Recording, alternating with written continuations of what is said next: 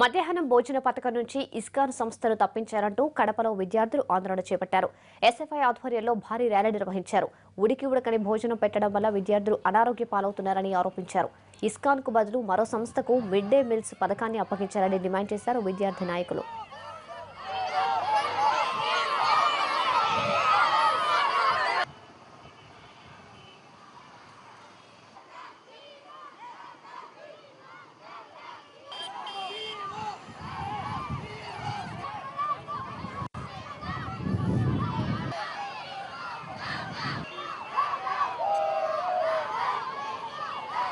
రుచిలేని కూరలతోటి ఉడికని అన్నము నీళ్ళ పప్పు చారుతోటి ఈరోజు విద్యార్థులు అర్ధాగలు తలబడిస్తుంటే విద్యార్థులు ఆగలి పట్టవా అని చెప్పి ఈరోజు డిఓని ప్రశ్నిస్తా ఉన్నాం.